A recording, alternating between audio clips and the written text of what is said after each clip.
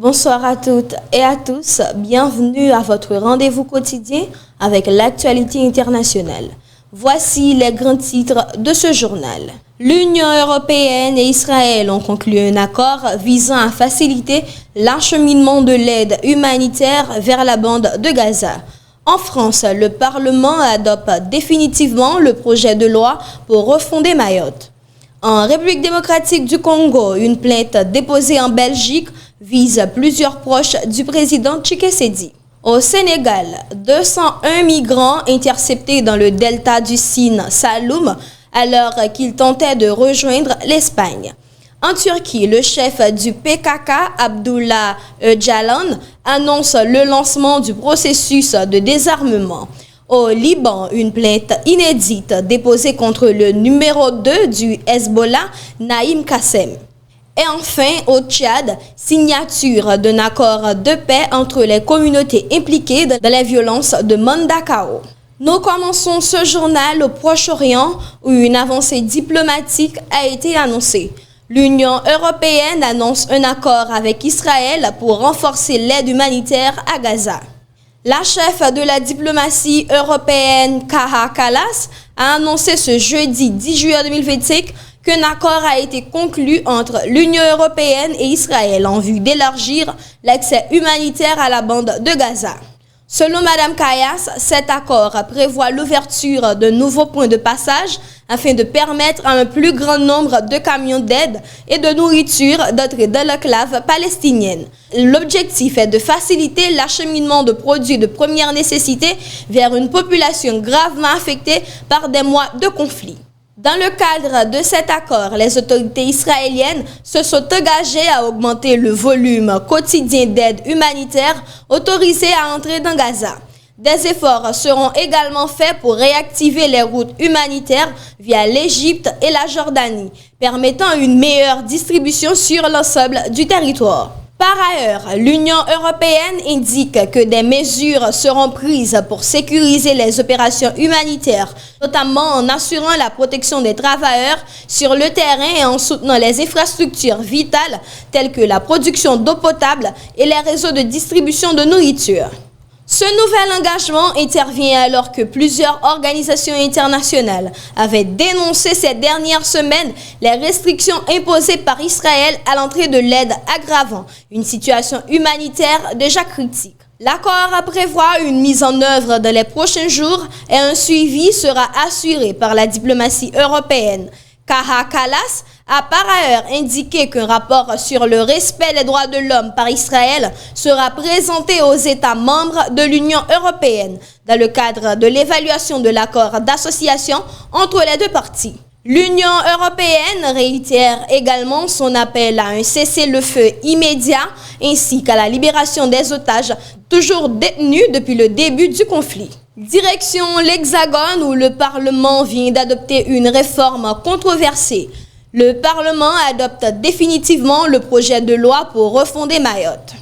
Le Parlement français a adopté définitivement ce jeudi 10 juillet 2025 le projet de loi visant à refonder Mayotte. Ce texte, présenté par le gouvernement, s'inscrit dans une volonté de relancer le développement économique et social de ce territoire ultramarin, tout en renforçant la sécurité et la lutte contre l'immigration clandestine. Le projet de loi prévoit un plan d'investissement de 4 milliards d'euros sur 6 ans destiné à améliorer les infrastructures de l'île, l'accès à l'eau potable, système de santé, écoles, voiries, logements et réseaux d'assainissement. L'objectif est de réduire les écarts entre Mayotte et les autres territoires français.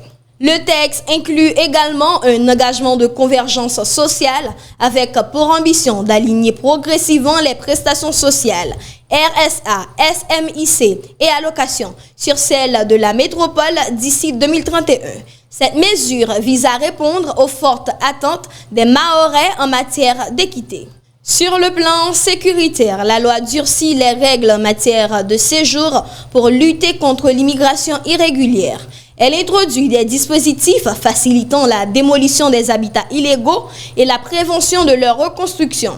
Ces mesures s'inscrivent dans une politique de résorption de l'habitat informel, souvent pointée du doigt dans le contexte des tensions sociales sur l'île. Le texte comprend également une dimension institutionnelle. Il prévoit la transformation de Mayotte en une collectivité unique, regroupant les compétences du département et de la région, ainsi qu'une réforme du mode de scrutin local. Ce projet de loi intervient dans un contexte difficile pour l'île, qui a été fortement touchée par le cyclone Chido fin 2024.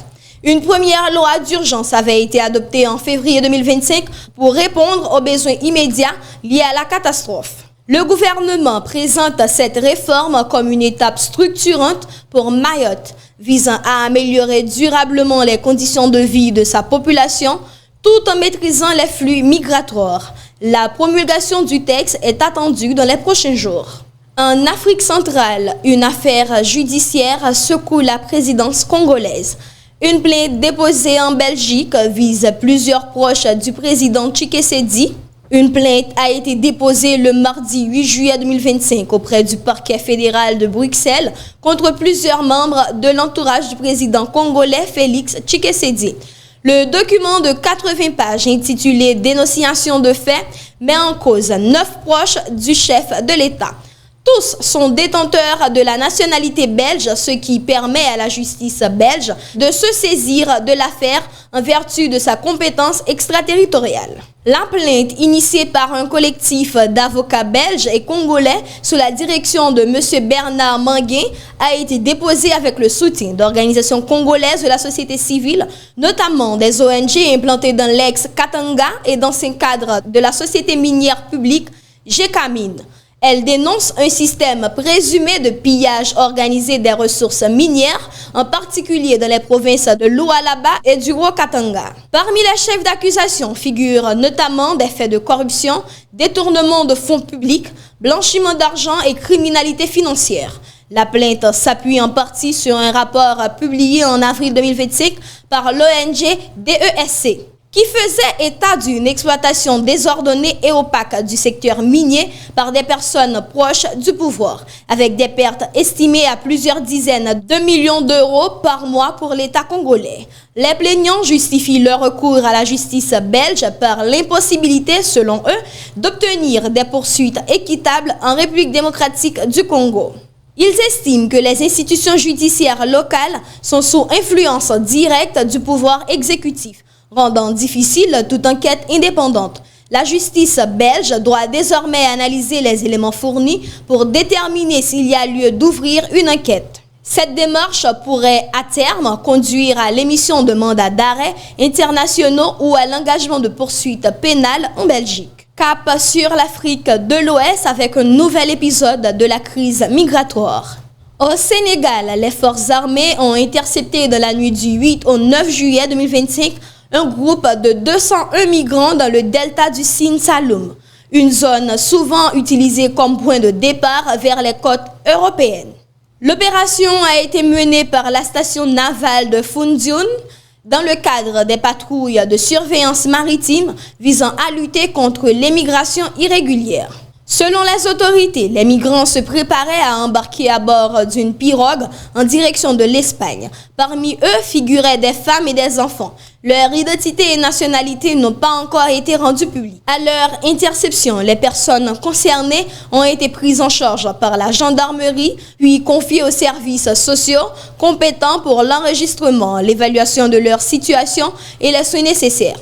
Cette opération intervient dans un contexte de hausse des tentatives de migration clandestine depuis les côtes sénégalaises, en particulier dans la région du Saloum, réputée difficile à surveiller en raison de sa configuration géographique faite d'îles et de canaux. Les autorités sénégalaises réaffirment leur volonté de renforcer les dispositifs de contrôle maritime avec l'appui de partenaires internationaux afin de lutter contre les réseaux de passeurs et limiter les traversées clandestines souvent périlleuses. En Turquie, un tournant historique pourrait s'amorcer dans le conflit kurde. Le chef du PKK annonce le lancement imminent du désarmement de son organisation. Abdullah Öcalan, chef historique du Parti des travailleurs du Kurdistan, PKK, est apparu dans une vidéo rendue publique récemment.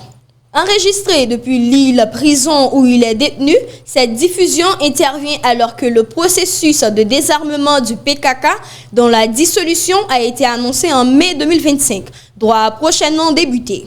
Dans cet enregistrement daté du 19 juin, Öcalan est assis derrière une table entouré de 6 membres emprisonnés du PKK et semble lire une lettre adressée aux militants et à l'opinion publique. Il y souligne que cette transition de la lutte armée vers une démarche politique et démocratique doit être vue comme un gain historique plutôt qu'une perte. Le chef du PKK appelle à un désarmement public visible à la fois pour l'Assemblée nationale turque et pour l'opinion publique. Afin de dissiper les doutes et d'honorer les engagements pris, il insiste sur la nécessité d'un mécanisme clair de désarmement à mettre en œuvre rapidement en coordination avec les institutions turques.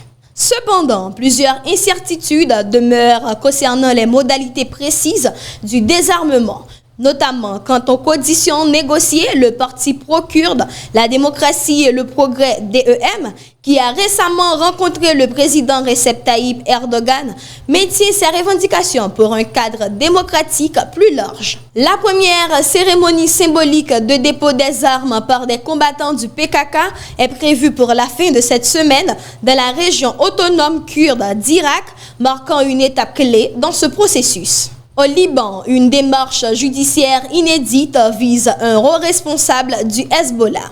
Une plainte déposée contre Naïm Kassem, numéro 2 du Hezbollah, un collectif de journalistes et d'activistes dont plusieurs personnalités chiites, a déposé mercredi 9 juillet 2025 une demande d'ouverture d'une information judiciaire contre Naïm Kassem, secrétaire général du Hezbollah, parti chiite pro-iranien au Liban.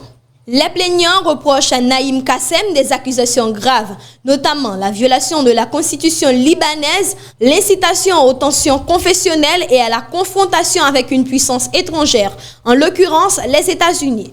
Ces accusations s'appuient sur un discours prononcé par Kassem lors de la guerre entre l'Iran et Israël, dans lequel il affirme que son organisation ne restera pas neutre. Selon les détracteurs du Hezbollah, ces propos traduisent une volonté du parti de se substituer à l'État en matière de décision, de guerre ou de paix. Compétence qui relève normalement du gouvernement libanais. Cette plainte marque une première historique car aucun haut responsable du Hezbollah n'avait jusqu'à présent fait l'objet de poursuites judiciaires au Liban.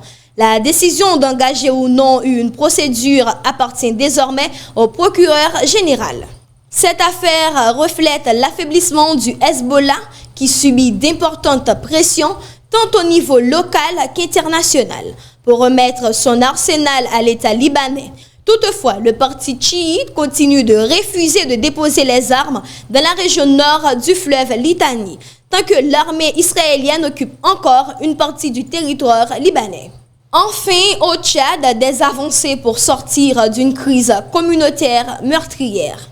Un accord de paix signé entre les communautés après le massacre de Mandakao au Tchad, un accord de réconciliation a été officiellement signé le 5 juillet 2025 entre les communautés Mgambaye et Fulbe dans la région du Logon occidental, puis présenté le 8 juillet au chef du gouvernement lors d'une cérémonie à Mandakao. Cette initiative vise à mettre un terme aux violences intercommunautaires qui ont coûté la vie à plusieurs dizaines de personnes en mai dernier, causant également de nombreux blessés et d'importants dégâts matériels. Les affrontements survenus à Mandakao et dans la localité voisine d'Oregomel, située dans le Marokebi Ouest, ont gravement fragilisé la cohésion sociale entre les deux groupes. Pour rétablir un climat de confiance, l'accord a été signé par les chefs traditionnels, chefs de canton Fulbe et Ngambay, ainsi que par les autorités administratives des deux provinces, sous la médiation du Haut Conseil de la chefferie traditionnelle. Bien que le contenu précis de l'accord n'ait pas été rendu public, le général Alain Djonadji, chef de la mission sénatoriale dans la région, affirme que ces effets se feront sentir rapidement.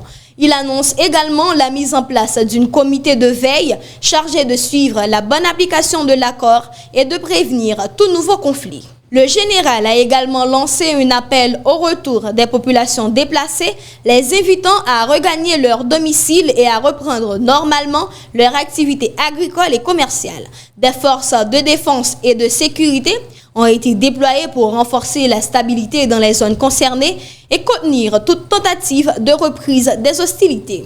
Malgré ces mesures, des acteurs locaux appellent à rester vigilants en soulignant que les tensions restent encore sensibles sur le terrain. Il convient de rappeler que le massacre de Mandakao est également à l'origine de l'arrestation de l'ancien Premier ministre Succès Masra, accusé par certains d'avoir attisé les violences. Celui-ci rejette fermement ces accusations. C'est la fin de ce journal. Merci de l'avoir suivi. Restez connectés pour d'autres éditions et analyses. Très bonne soirée à toutes et à tous et à demain pour un nouveau point sur l'actualité.